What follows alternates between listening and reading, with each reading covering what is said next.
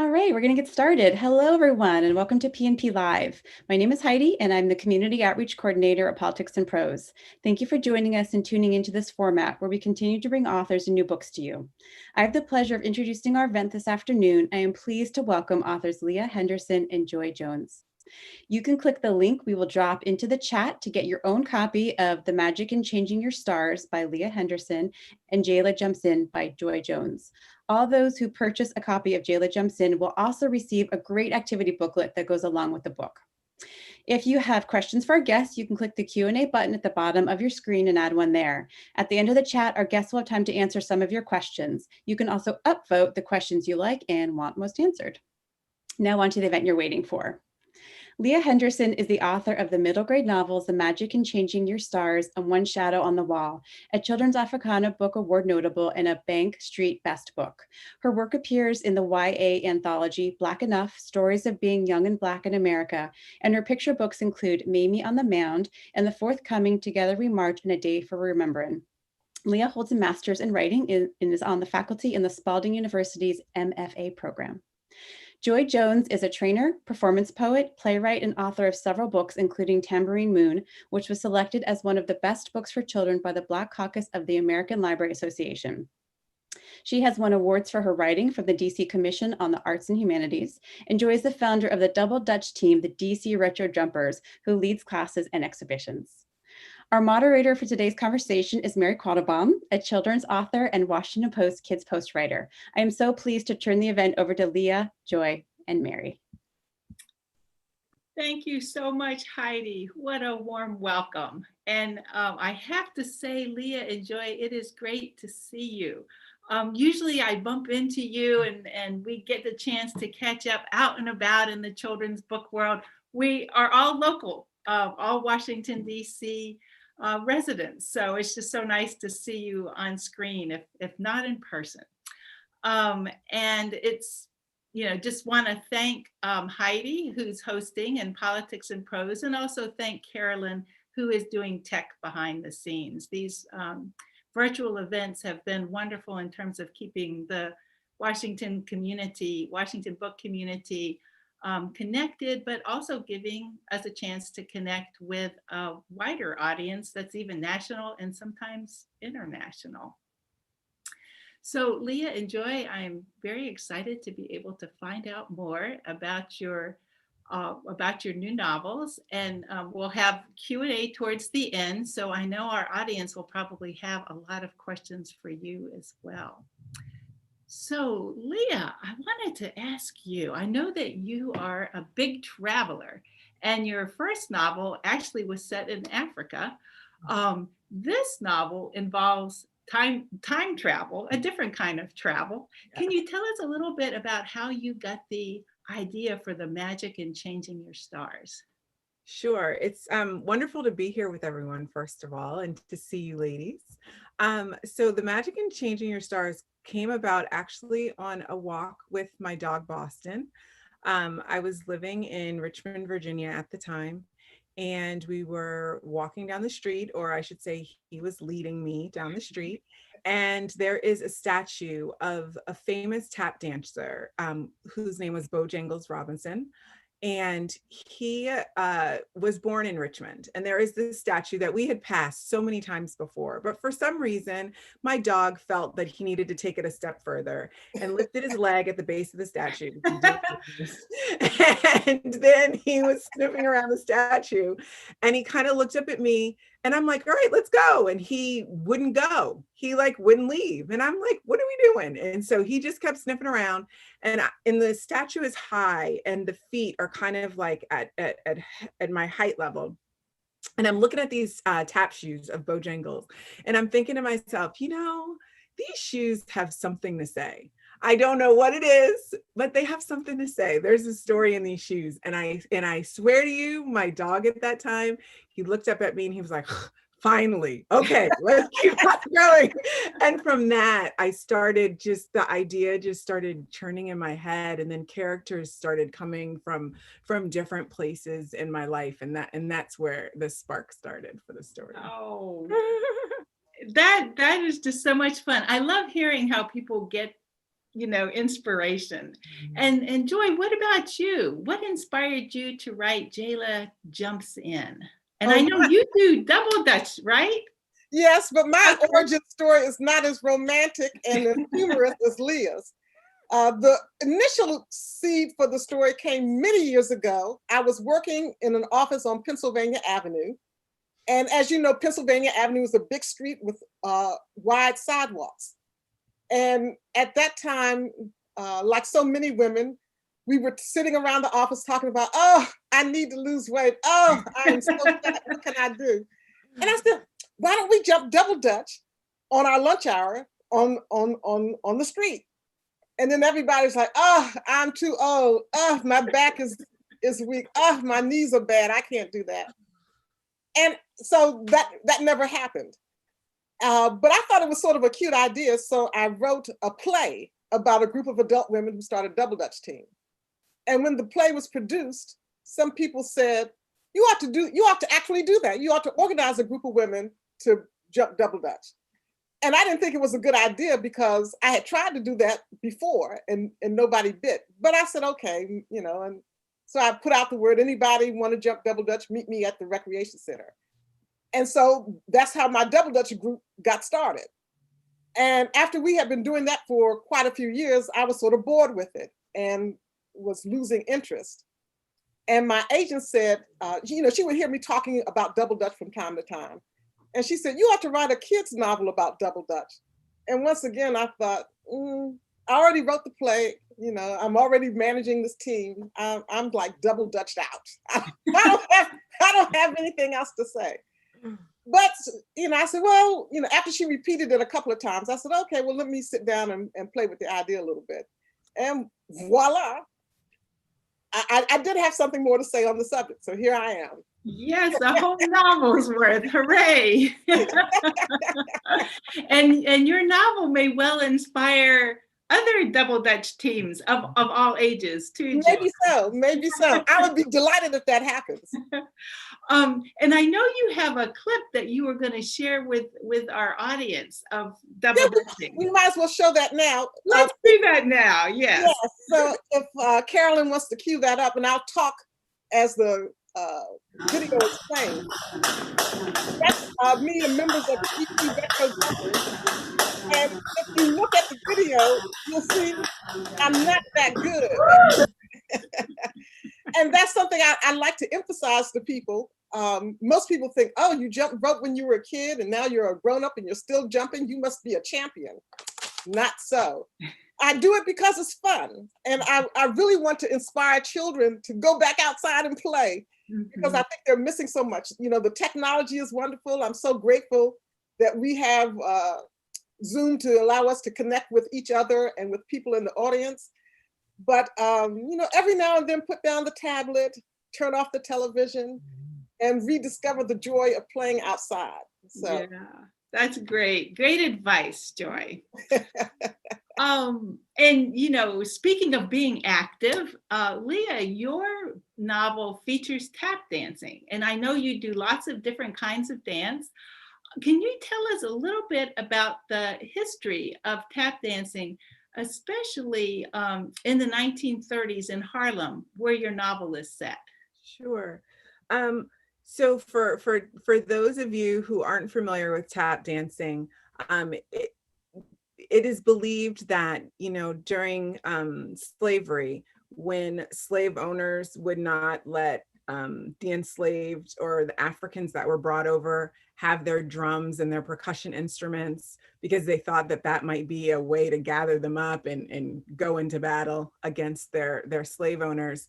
The Africans were ingenious and used other ways to create those sounds. And a lot of that came from their feet. And so that's where it really started. But in the 1920s and 1930s, so during the Harlem Renaissance in New York, which was the time of just a burst of rich cultural exploration for African Americans, jazz took a turn and became this huge kind of music. And then the dancing went along with that. And so tappers started to use jazz as a way to infuse their dancing with more life. and more riffs and more of the borrowing and sharing and stealing and modifying of the things that they were hearing and playing off of each other. And so during the Harlem Renaissance, when there was a big movement of just kind of expression, tap dance really took off at that time because of its partnership in a way with jazz music. Oh, Leah, thank you so much. I know we have a lot of educators who are really interested in, sharing aspects of history with their students. And that's really something to keep in mind and to look for in other books that we're reading as well. Absolutely. Joy, what about you and Double Dutch? Can you tell us a little bit about the history of Double Dutch and how it connects with the Black community? Well, Double Dutch is believed to have gotten started in New Amsterdam, where we now call New York. And it was actually Dutch rope makers that had to run back and forth very quickly in order to help make the ropes. And Double Dutch was actually a pejorative term. The British, observing the Dutch rope makers, considered what they were doing baffling or silly in some respects. And even now, I understand in Britain, to call something Double Dutch is to say that it's silly or stupid or confusing. But at any rate, somehow that morphed into an actual game, and it became very popular in urban centers, especially on the East Coast, with New York being like the headquarters for all things Double Dutch. A man who was a police officer in the 70s decided to make it more of a competition. And from that point, it sort of spread all over the world.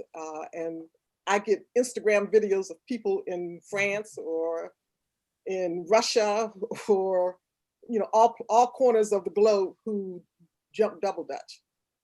And Joy, didn't you travel to Russia? Yes. One of the ironic things of life imitating art, imitating life. When I, we were doing, in my play that I wrote about Double Dutch, about a group of adult women who form a Double Dutch team. One day they're out on Pennsylvania Avenue jumping rope, and a Washington Post reporter views them, writes a story, and then they blow up. That's the made up story. And then one day we were doing a community festival, and a man happened to come. He wasn't working, but it so happened he was a Washington Post reporter, and he got infected with the Double Dutch bug. And he was so excited that he, of his own volition, wrote a story about us. An arts impresario saw that story in the Washington Post and contacted me and asked, would we like to be cultural ambassadors to Russia? And even though at that point I was getting sort of tired of jumping rope, all of a sudden my interest was renewed. And in September of 2018, we went to Russia for 10 days and toured 3 cities. What a wonderful story. I mean, you were a Double Dutch ambassador. I love it. For Double Dutch and for the United States. Russia. 4 Black women of a certain age being hired to go to Russia to teach Double Dutch. That's great. That's awesome. Well, we know that writing a historic novel involves doing some research to better understand the place and the time period. And Leah, reading your novel, I could tell that you had done a lot of research. And I was especially noticing things like slang and clothing that people wore. Can you talk a little bit about your research process? Because I know that's something that students and educators are really interested in as well. Can you talk a little bit about your research process, and was there one really surprising fact that you just had to put into your book? Okay, so for me, I love research. I love to go down rabbit holes and find a lot of stories start that way. When I'm going down a rabbit hole for something else, I'm like, oh. So for this one, when I was in college, I studied the Harlem Renaissance a lot, and it was just a love of mine. And so I've always wanted to revisit that time or somewhere in that time. And because this book was set in contemporary times and then going back in time, and the grandfather needed to be a certain age for it to be believable. I couldn't seat it right in the heyday of the Harlem Renaissance, so I was on the edge in the late 1930s. And so some of the things that I did research-wise, besides talking to people who grew up in Harlem at the time, I looked at tons of books. One of my favorite ones to kind of reference was Mr. Bojangles' book, and there are lots of pictures of Bojangles throughout. So looking at a lot of images from the time, looking at video clips of dances, and then people talking. Cab Calloway had a dictionary, a slang dictionary of the time. And so it was fun to have that and then listen to, you know, an old film and be like, you know, and pairing stuff up, and the ones that's the words that stuck with me, kind of making lists for myself. The clothing was really based on photographs I saw in those movies, and like I said, interviewing different people and them sharing family photos and family things. And not that this is something that I didn't know before, but I was interviewing a dear family friend named Mrs. Robinson, and she was telling me a story, and she started talking about the party line phones. And, you know, I'm like, oh yeah, I saw that in a movie. I saw that in a movie. And so we started talking about how this party line phone situation, you could have a phone in your house, but your neighbor downstairs is talking on the line, and you could pick it up and hear their whole conversation. And I just felt like that needed to be in there somewhere. So if you read the book, you will see the party line situation and how Ailey, my main character, uses that party line and the person on the other line, on the other side of the line, to his benefit. So yeah. You know, a modern day fact that you have in there that was a lot of fun to kind of follow through is that Ailey is a big Black Panther fan. Yes. And he has a watch as a gift. And it's just so much fun to see how that watch travels with him back to the 1930s in Harlem and becomes sort of like people are curious about it. And the funny thing, I will tell you two funny side facts. So when my first draft of this book, I don't know if people are familiar with The Wiz, the Black adaptation of The Wizard of Oz, but it came on a live version on TV a few years ago, right? So that live version had not happened yet when I wrote my first draft. And Black Panther was not known to the larger world yet when I wrote my first draft. And I remember in critique groups, people would be like, maybe you need to pick another play.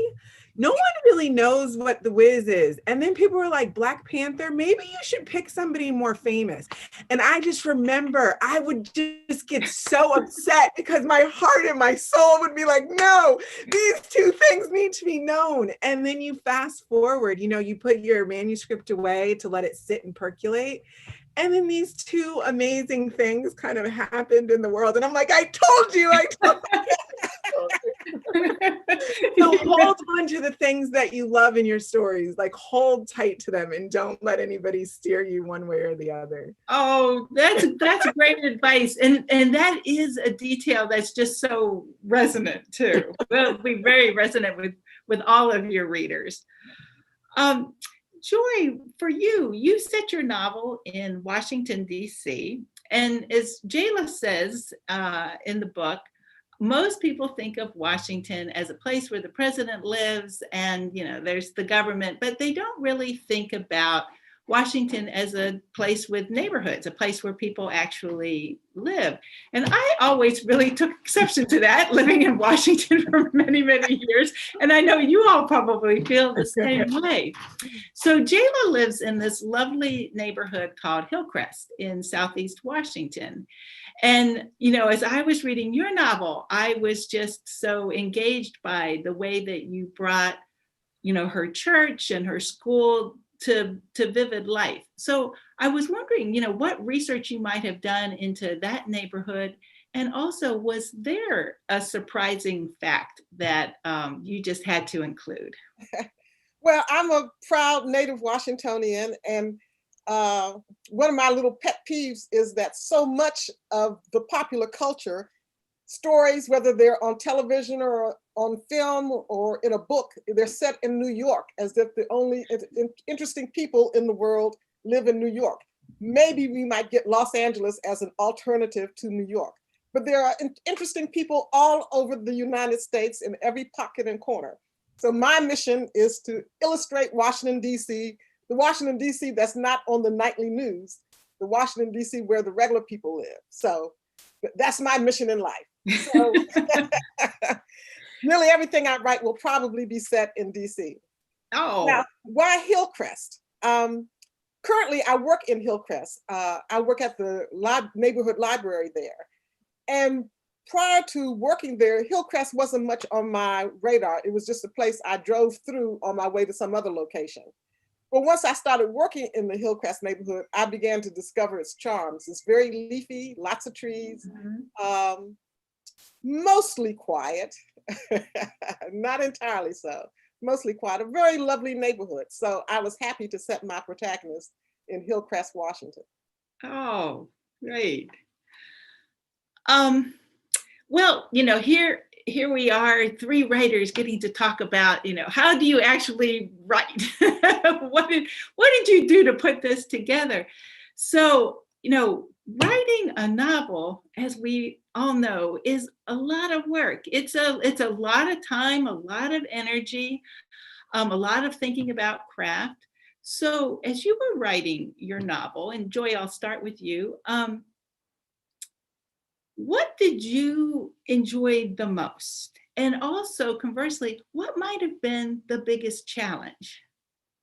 Well, I've wanted to be a novelist since third grade, and this is my first novel, so it's taken me a long time. I've written other books and other things, but I always saw myself as a novelist, but so it took me a long time to get here. It took me an exceedingly long time to churn out this novel. I've written other novels that haven't seen the light of day just yet.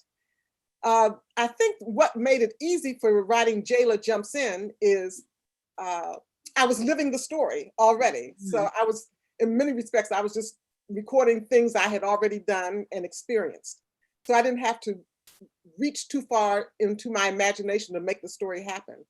Nearly everything I write, I've been thinking about it for a long time. In some cases, I've been thinking about that particular thing for years. And so Jayla Jumps In was no different. I had been thinking about and doing it for years. The group started in 2004, and the play was written in the mid-90s. So Double Dutch had been a part of my world for decades, literally. So I didn't have to do a whole lot of research. I didn't have to do a lot of reading about the topic. It was already there, and I just had to put it down on paper. The most difficult thing is the thing that's most difficult about anything I write: stapling my butt to a chair, covering a white sheet of paper with black ink. Just the discipline of doing the work. That's always hard. Yeah.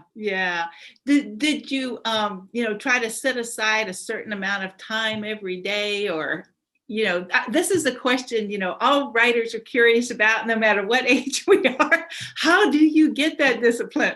I'm a very disciplined writer. My favorite definition of the word discipline is remembering what you want.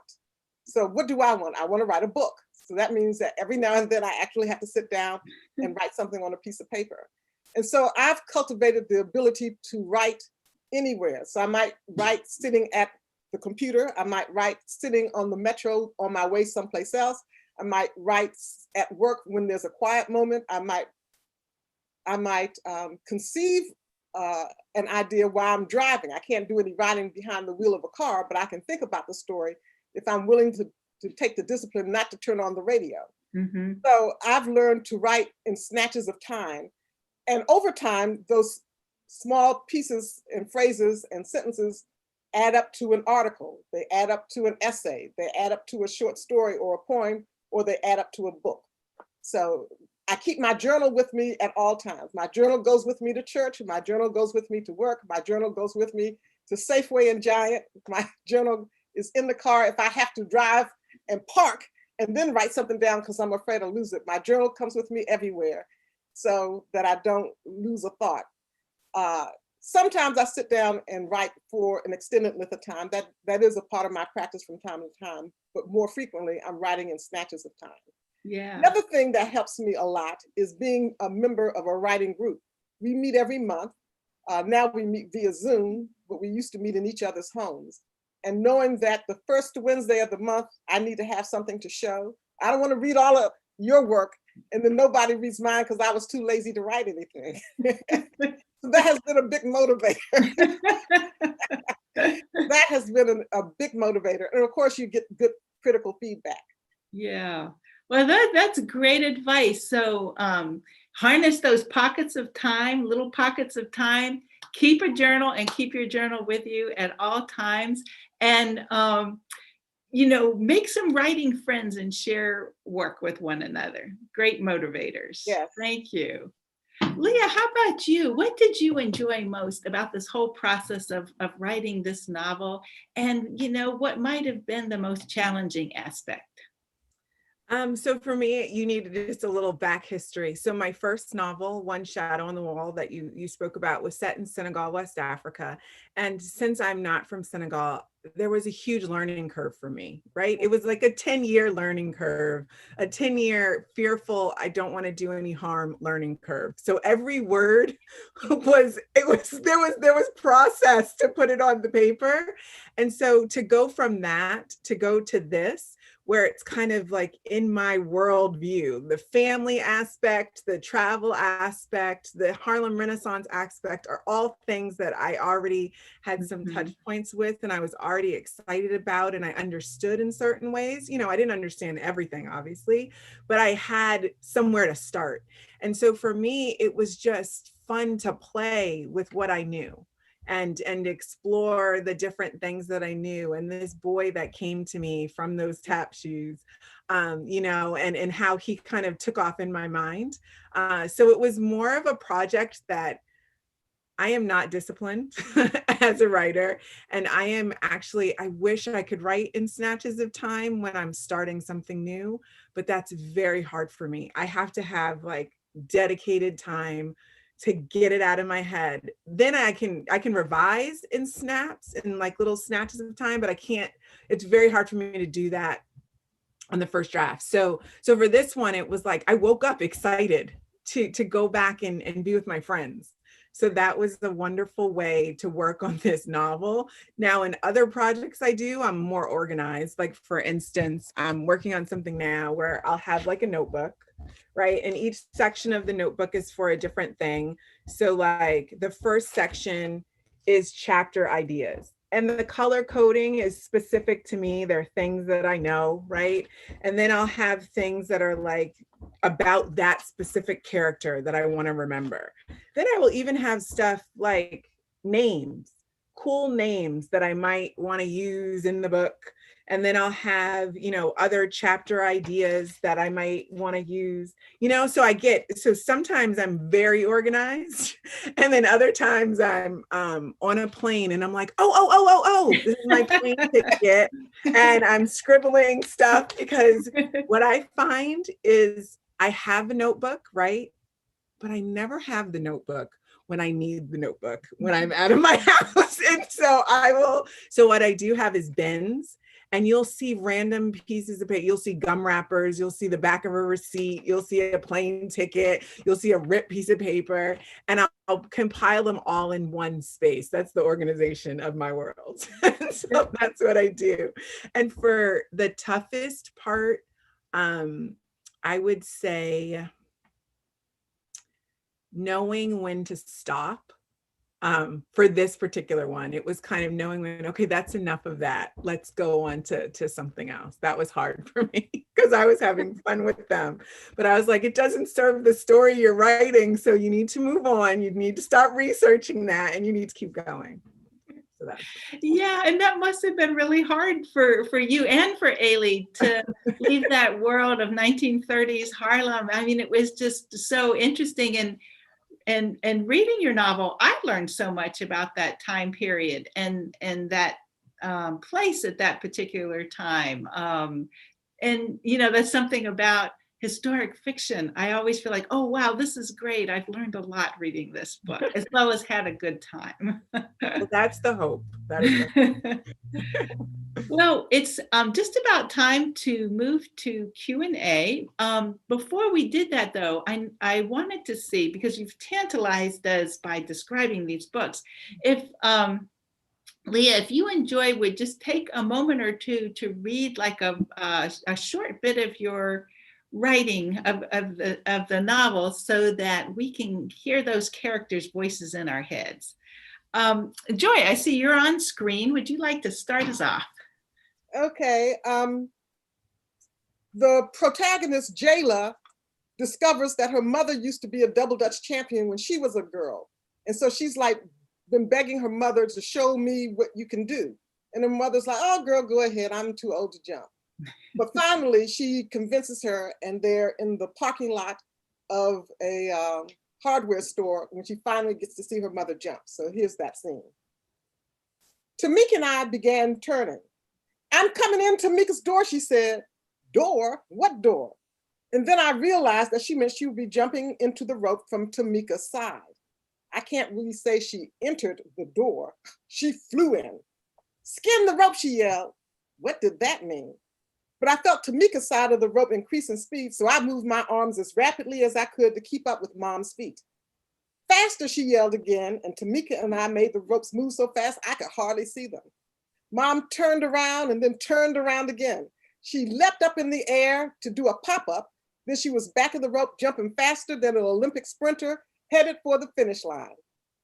All of a sudden, it was like my middle-aged mother disappeared and a teenage jump rope ninja took her place. Her hat began to slip from her head, so she snatched it off and threw it away. She unbuttoned her coat and managed to check it off without missing a step. Free of the heavy coat, she did an extra high pop-up, and then she did what the cheerleaders called a C jump. That's when you jump and curve your body backwards so that it's in the shape of the letter C. Then she was back to jumping hard. Her breath puffed out of her like the trail of a jet plane crossing the sky. After what felt like hours, she missed. She huffed and puffed and leaned against Tamika, winded but grinning. I haven't jumped in years, Mom said when she caught her breath, but that was so much fun. Joy, that was wonderful. That makes me want to start double dutching.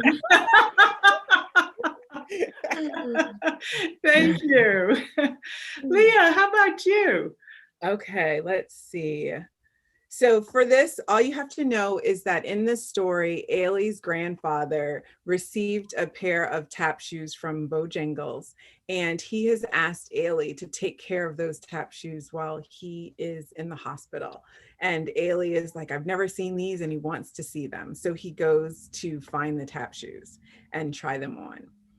Okay. They look like any other shoes, he admitted, not sure what he'd expected to find. He still couldn't believe Grandpa had never tried them, but he wasn't Grandpa.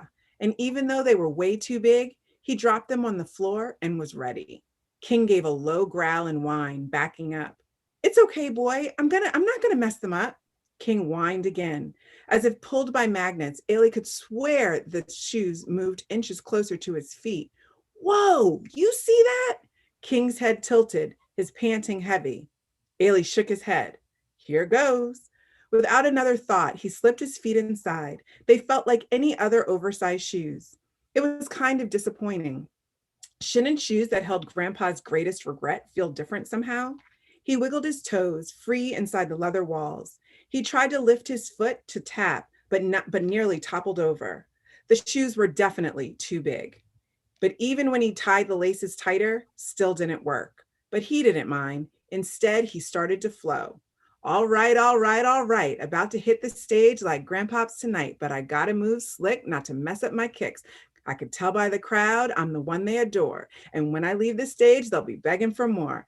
Ah, snap. Ailey rocked his upper body, batting his hand at the air. He did a little shuffle, then he flung his arms out, attempting to run in place. If he wasn't careful, he was gonna knock the shoes across the floor. The tap shoes almost glowed in the light spilling through the window. With the moon only partially visible, Ailey marveled at the brightness of the stars. He wiggled his toes in the roomy shoes as he peered outside. The guiding star glimmered as if it wanted him to share its spotlight. Then Ailey sucked in a breath. The little star he was sure Grandpa called Ada twinkled 10 times brighter than the brightest firework. We don't want Grandpa to have regrets, do we? Ailey whispered to Ada, tapping his foot. I wish we could help him change his stars. Ailey pretended he could tap like Grandpa. And that's when it happened. There was a slurp, then a sloop, and a swoosh, and a crackle, and the shoe leather hugged his toes and the laces settled into elegant knots. That didn't just happen. I know that didn't just happen.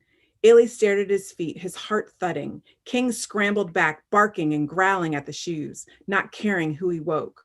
Before Ailey could shush him, a tingle flicked up his legs, twirled about his spine, spread out to his fingertips. The walls rippled, the shelves shook, hammers rattled. There was a pop. King's bark and the buzz of a swooping fly got swallowed in sudden silence. King? The shelves, the computer, the workbench, the walls were gone, and so was King. Everything went black, like Ailey had been blindfolded. He tried to shout, but couldn't get the sound out of his throat. He fell and spun all at once. There was nothing to see and nothing to hold. His arms and legs kicked and bucked at air, then pavement. A shower of sound blasted his ears. A pinhole of light grew wider and wider. The brightness stung, the blindfold ripped away, and Ailey squinted, standing. Where am I? Whoa, what a dramatic place you left us. What a cliffhanger. If I didn't already know it happened because I read the novel, I would want to rush out and buy that novel. Well, thank you to both of you. What stunning readings that make us want to, read the books themselves. Now we're sort of moving into Q&A, and I know already from looking at the screen that our audience has some questions. So Heidi, were you going to come back and sort of segue us into that? Sure, I'd love to. So if you still want to submit a question, you can do it by clicking on the Q&A box there, and you can also vote. Mary, do you want to do the Q&A, or would you like me to do it? Sure, I'd be happy to do it. All right, enjoy. Here we go. So let's see, we have a question here from Daisy Weber. She says, for both of you, what is something you wish that someone would ask you about your new book? Oh my gosh, what a great question. Leah, why don't you start us off? So something I would love for people to kind of find out on their own, but also ask, is that all the characters are named after people who exude Black excellence in some way. So my main character, Ailey, is named after the famous tap dancer and activist and director and choreographer Alvin Ailey. Taps is named after a famous tap dancer of the time. There's Mahalia Jackson, who is a wonderful gospel singer and my grandmother's favorite singer. So there's a Mahalia in there who can pipe. So that's what I would love for people to ask me. And in the back of the book, there is a section that tells you all the people, who the people that inspired me in giving their namesake. So that's what I'd love somebody to ask. Thank you for that question, Daisy. And how about for you, Joy? I want people to ask me, how can I spend more time playing, moving, exercising, adding more movement to my life? I would like to encourage adults and kids, actually, rediscover some of those old time childhood pastimes and play them again. Tell me about the games you used to play if you're an adult that used to play before computers took over the world. Ask me when the DC Retro Jumpers are next going to do something so you can come and join and play with us. Yes, emphasizing play. That's just something great to keep in mind these days. Leah, here's a question for you from Jenny, who asks, what do you think it was like for Ailey after the end of the book, when he's back home after his 1930s adventure? And Jenny's also asking if you have plans for a sequel. So that's a great question. You know, for me, I get really involved with my characters, and if I go to a store, I know what you're wearing. I know what you pick out to eat for dinner off the menu. Like they're my family and they're part of my heart. And so with Ailey, I've thought about this long and hard. And Ailey learned so many things about himself when he went back in time to Harlem, and he was a cocky kid. And he was a self-assured kid, and not always should he have been.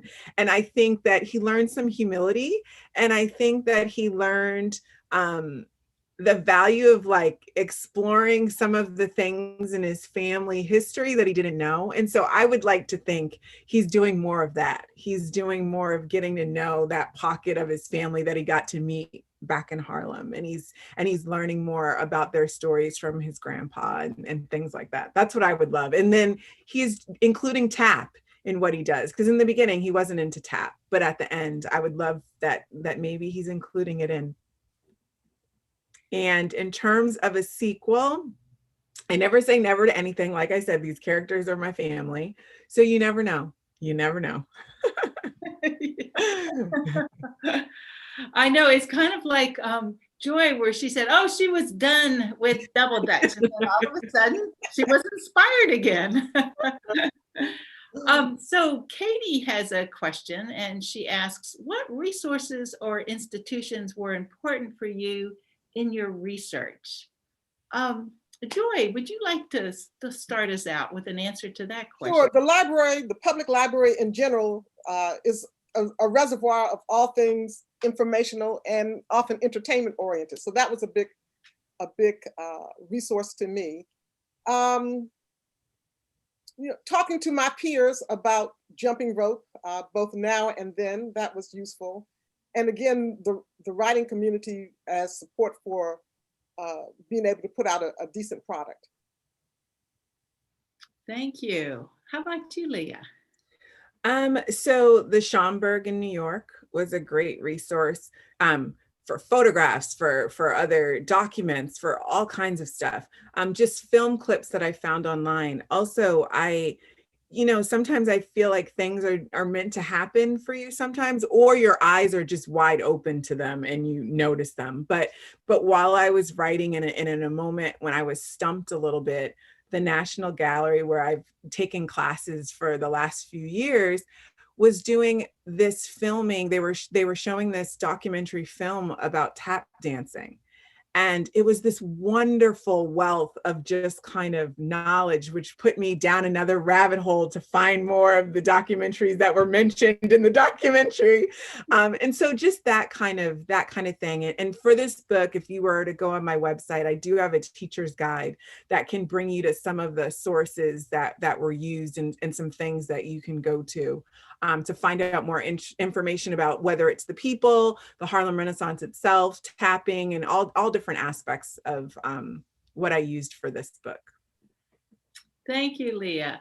And here's another question from Naomi in our audience. I want to make sure that everybody who asks a question has a chance to hear at least one of their questions. A couple of people have asked several questions, but this is from Naomi, and she asks, do you have a writing group that you share your work with during the process? And Joy, you had mentioned that you do. Do you have anything more to add to that question?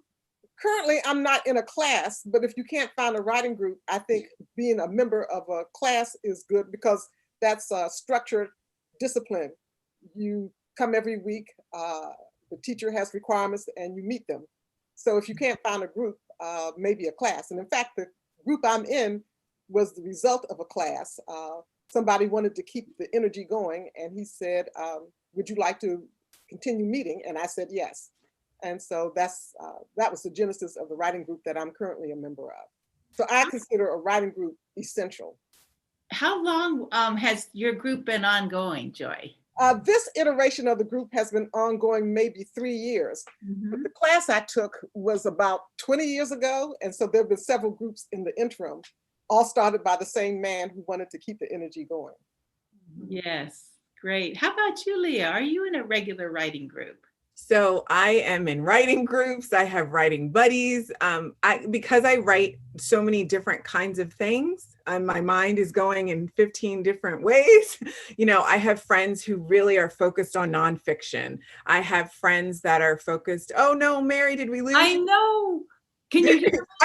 we can see you, but I see your face making a heart, but we can see you and hear you. Okay, well, this is good. Then I will pretend that nothing has gone wrong with my computer, but Zoom is telling me to update. So Oh, I can hear you perfectly. I will do that after this is over. Yeah. You are still with us.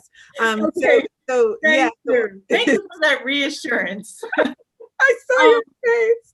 So and- yeah, so I have writing partners in different pockets of the writing I do, but I just have to echo Joy on, if you don't have writing partners, finding a class. I'm a lifelong learner kind of student kind of person. I'm taking like 4 classes right now. And, there are certain people in those classes where what they're working on really jives, or, the way that they view the writing that we're talking about, something resonates with me. And I think it's really important when you're looking for a writing group to make sure you're looking for people who are of like minds and have the same want for their work. A lot of the times it's really hard when somebody just wants this kind of thing, but you're looking for something deeper or meatier or that. So I think that happens with the whole critiquing process. But yes, to answer the question, I am in a couple of critique groups, and then I have writing buddies.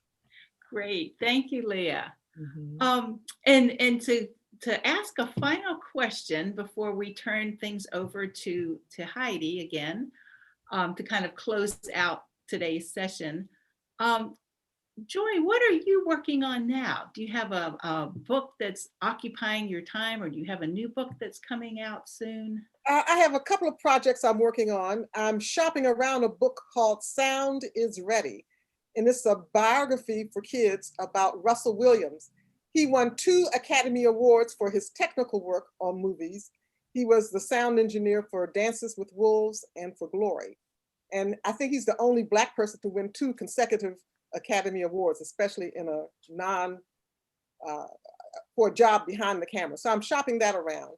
And I'm currently writing another novel. It's a kid's novel about a boy who discovers he gets put off the school bus and is forced to walk everywhere. And he hates it at first, but learns to love the walk and being out of doors. Oh, yes. And once again, you're encouraging us to think about being active. Yes. Awesome. Leah, how about you? What are you working on these days? So I'm all over the place, as always, with what I'm working on, because my brain goes this way. I go down the rabbit hole, and then I'm like, ooh. So I have a couple of nonfiction things I'm working on, and then I have some fiction projects, picture book and longer. Mm-hmm. But I always keep all of that close to the vest until it's actually done, because then people are like, what happened with that book? And I'm like, don't even go there. But I will say I'm excited for 2 books that I have coming out next year. So Together We March, which is 25 protest movements in history, comes out in January, on January 19th. So I'm excited about that one. That was a labor of love in so many ways, that book. And then another book that I have coming out in April, another picture book called Day for Remembering. And it is what many believe to be about the first Memorial Day. So I'm excited about those, and I'm getting my head around school visits to talk about those. So that's what I'm about right now. Oh, great. Well, congratulations to both of you on your new projects and forthcoming books, and especially on the novels that we got to talk about today, Jayla Jumps In and The Magic in Changing Your Stars. Before we turn everything back over to Heidi, I just wanted to say how much I enjoyed seeing you and chatting with you, Joy and Leah. And I'm a big fan of your work.